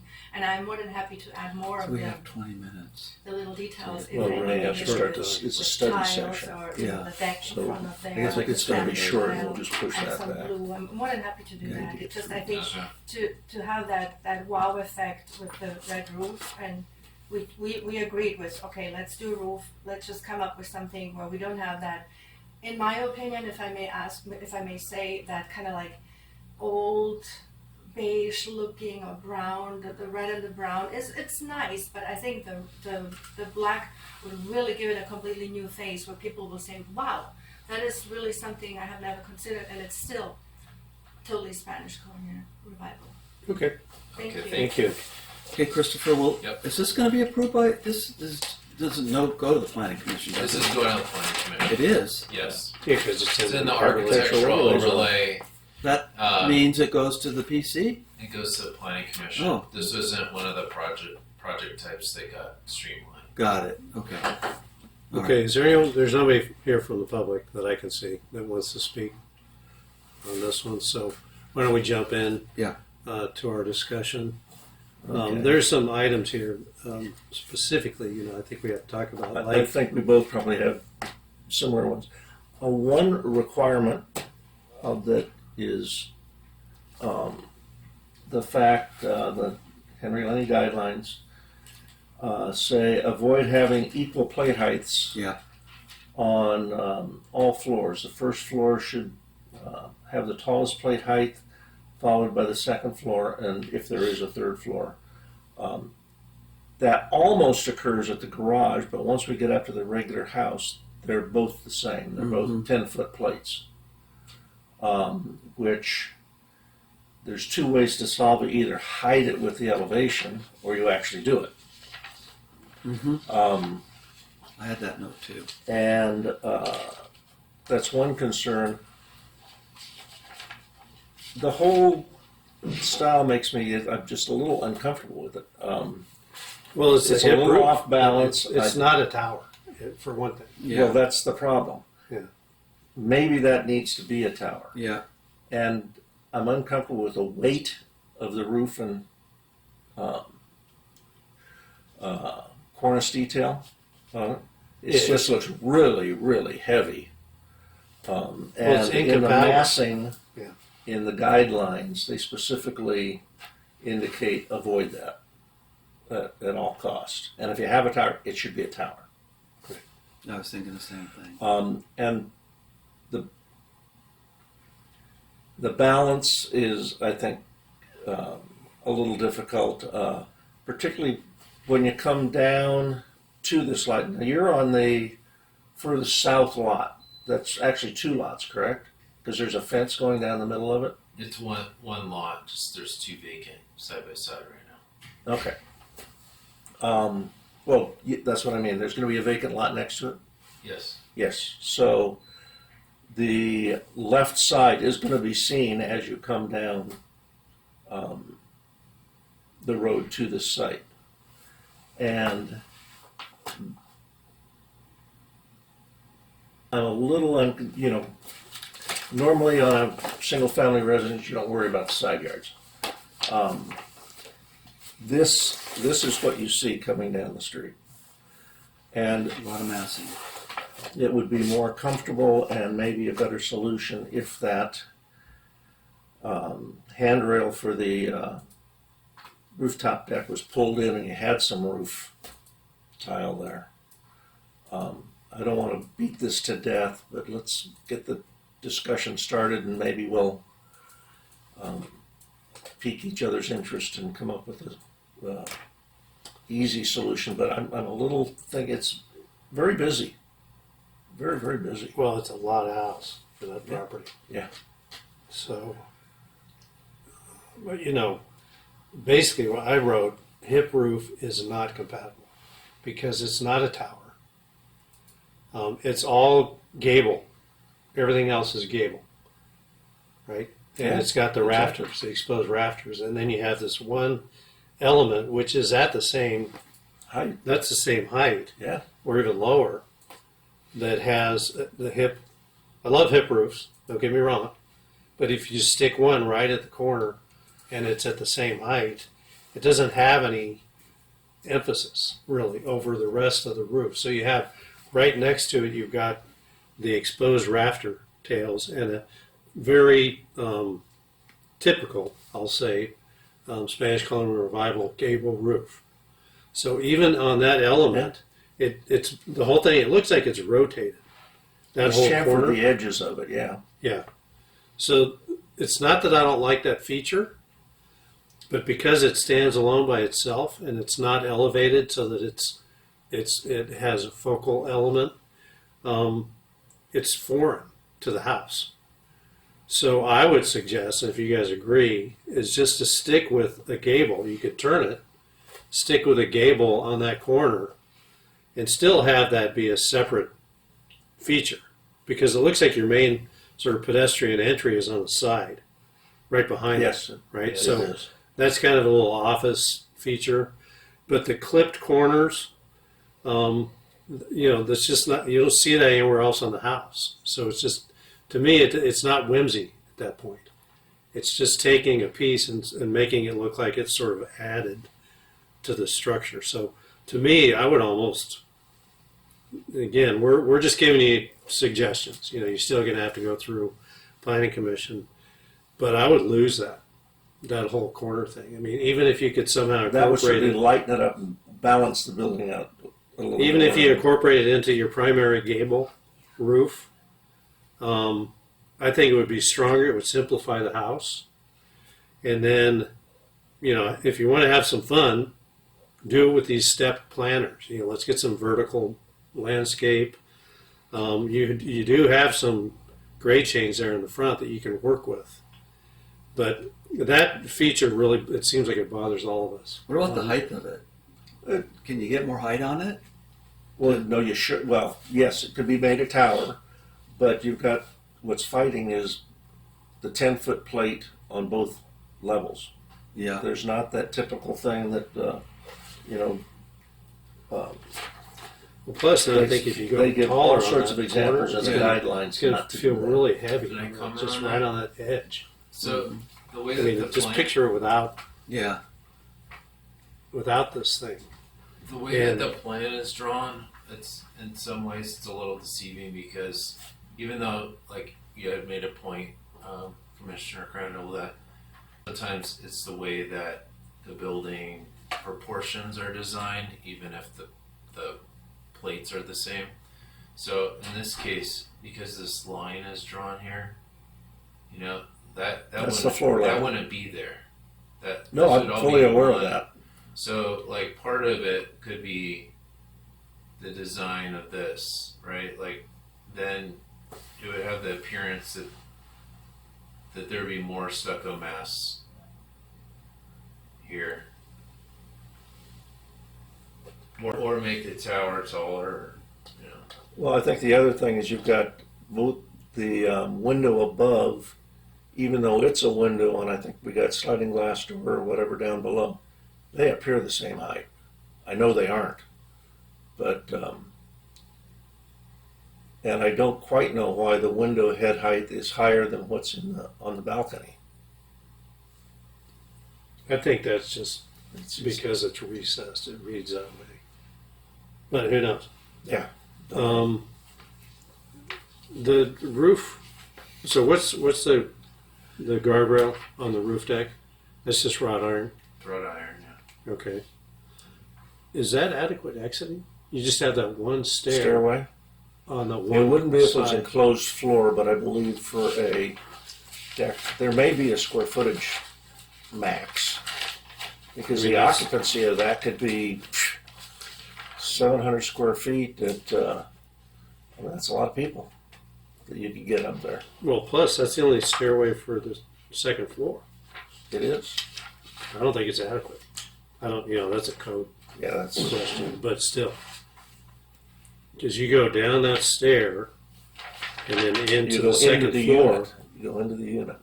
and then that same stairway takes you down to grade, or actually takes you down to the entry. I don't think that's adequate exiting, but that's neither here nor there. That's a code issue. The other couple things I noticed, which you guys probably noticed too, there's I guess it's a chimney feature on the Yes. side. Is that functional? Is that a functional chimney? Yeah, it's a fireplace inside. Okay. So the detail, So what? Just a B vent fireplace? Yes. It's a B vent. It's not a wood burning fireplace. yeah, I don't think you can build that. Well, I mean, if you want to, I would vent it to top so you don't see the Yeah, again, that's a code thing. But this, again, if it's whimsy, this detail really bothers me. I mean, I know you're not going to, you're going to see it at an angle, Mm-hmm. and I assume you didn't bring it all the way to grade to preserve the walkway along that side, because typically that chimney element's going to go all the way to grade if it extends out past the face of the house, which it does. This is a very odd detail. I don't know if it's a corbel or if it's an arch or what that is. It's on elevation, the right elevation. Again, we don't get too caught up on the sides of the house, especially that side. But I think you're gonna see that. This side, I think it's going to be a lot harder to see. It is, but you're gonna see that chimney. It's the fireplace in the family room. Yeah, so it's on the second level. It's just a wood framed box. It's shown here as masonry or something, but it's just a wood framed box, right? yeah. Well, right. You frame them in, and Yep. you still have to vent to go through the top. And the cap on that thing, and that should, again, if we're sticking to the SCR, then the plaster should wrap the top. This appears to be a sheet metal bonnet that's just sort of Yeah. stuck on there. That needs to be more authentic Spanish colonial revival, which is not a big deal, but it is important, I think, for sort of the purity of the design. And that detail where it stops just below the second floor, I mean, I don't like that detail. I don't know. And then you've got on the main balcony in the front, you have the corbels, the smaller corbels, and then you have the two big ones on the end. I think it would be cleaner just to have the smaller ones. Why are there two sized corbels? I mean, what's the reasoning? Well, it's.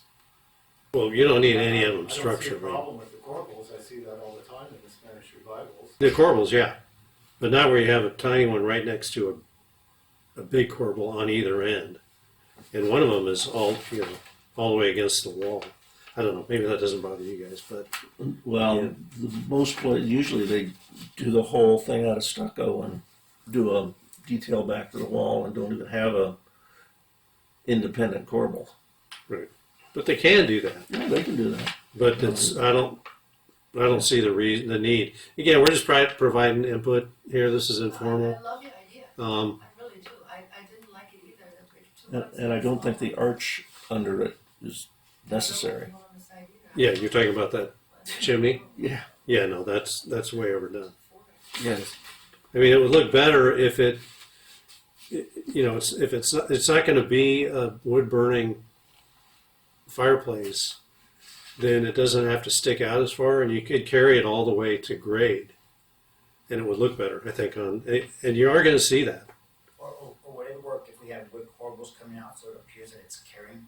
Yeah, it's just a very, I don't want to say clumsy, but it's sort of. Yeah. I guess what's Could be more untrue tapered is or all the way down. back Spanish colonial revival had brick fireplaces. Yeah. Not wood fireplaces. And you didn't hold up brick fireplaces with wood corbels. I mean, Well, plus the details, it's just too. It's too. There's too much there. You've got the arch plus the corbels plus there's some sort of an additional extension. Well, I guess that's part of the corbel. It's hard to get your arms around the personality because it's just a lot of stuff, but it's not making a statement about what it is. What it is, yeah. I for like pattern decorative tiles. Do you have any of that anywhere? Is that going to go anywhere? Pattern decorative tiles. Yes, on the little deck where you can actually sit outside. Where? The little deck where you can sit outside. So that you're talking about the surface of the deck, or on the building. I'm sorry, I misunderstood that. On the wall, I'm open. I mean, that's a way to kind of break up your massing Yeah. and incorporate that even at the lower level, like around your these planters. You can use it there and then tie it into somewhere around your front opening. And I don't even know if to me, you could also consider, I don't know. Is there a courtyard effect here? Are you trying to create a courtyard effect? Did I hear you say that? Yeah, they have that. that little patio. Yeah, because that maybe could be a place of more differentiation. Because a deep covered porch is kind of what the Spanish colonials like looking for. So I don't know if you want to reconfigure that. And maybe take some of the attention off that tower and put it lower where it's more of a pedestrian oriented covered or porch type of thing. It doesn't have to be covered with solid, it could be a trellis. You can incorporate landscaping and your tile and a fountain even, and really make it more pedestrian than it right now. It's just kind of a drive-by. There's no place to engage. Not that you're inviting the public on your property, but you know what I'm saying. You engage with the elements of the architecture that make it appear, more inviting or pedestrian.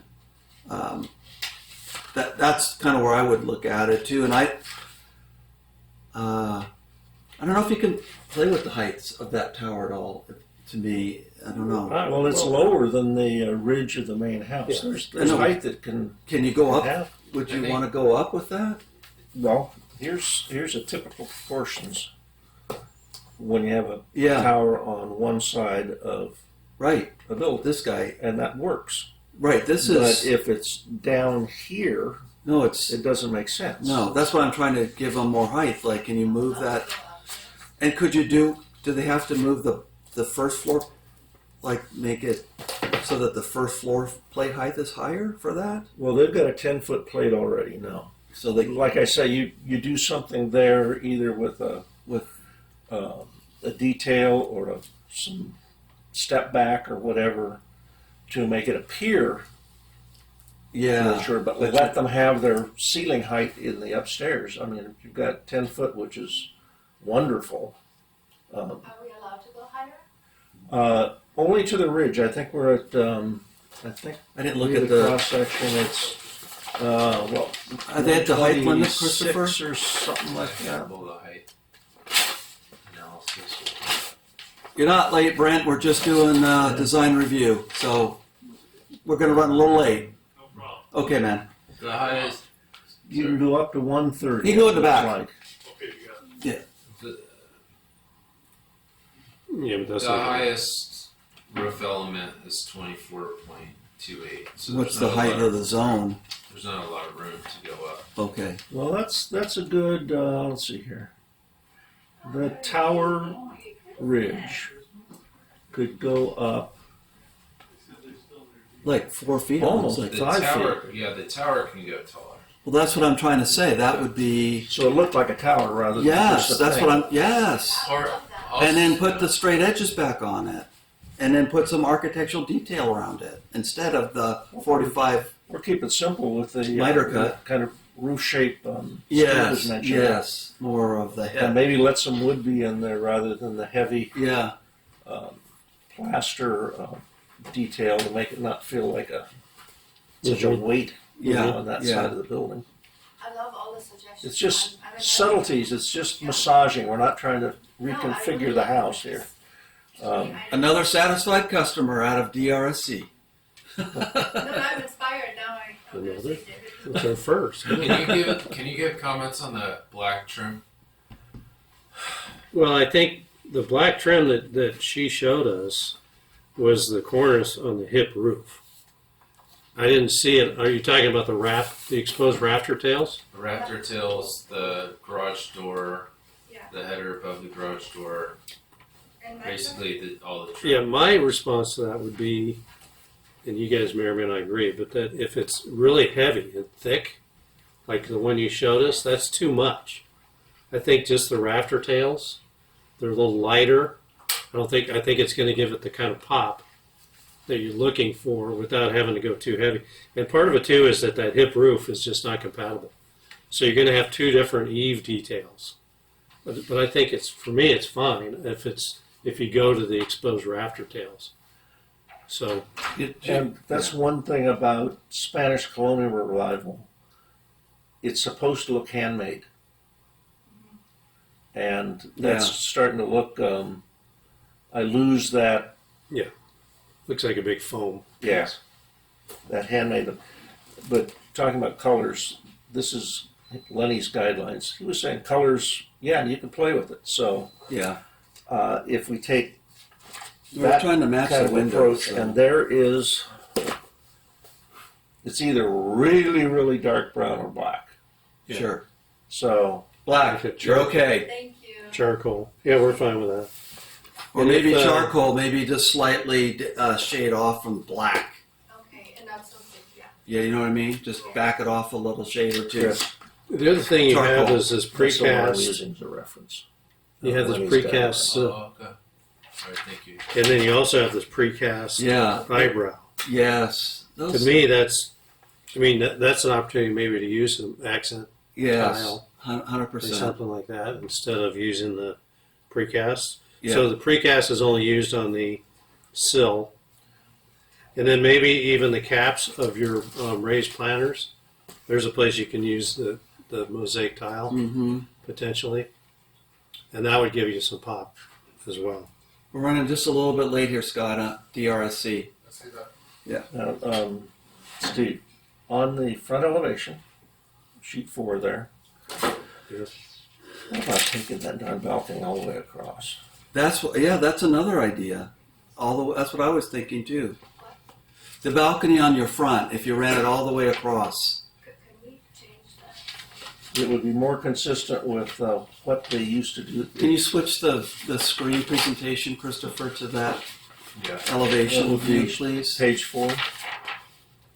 Right Yeah, there, that's that's good. good. What if we take it across all the way And across all the way? Oh, I would love that. it would, I think it would balance things out a little more. And Yes. I understand that the architect was trying to not make it too massive on the street and all, but I think that might be a way to balance it and whatnot. I think the original comment was the tower shouldn't go all the way across. Not the tower. The balcony. Balcony. No, the balcony. The balcony was all the way across on the original plan, but they Well, we didn't. Staff didn't like We it. didn't see that, so Yeah, staff. we're not encumbered by that. I staff love it, we're gonna go all the way to the right. And then you But- can change you can consider changing your configuration of the window. Okay. But then you can put some ornamental ironwork and maybe make that a statement on the railing instead of just slats. Just you could do something decorative with the ironwork that's more in the ornamental Spanish colonial revival style, I say get rid of that Big- tower.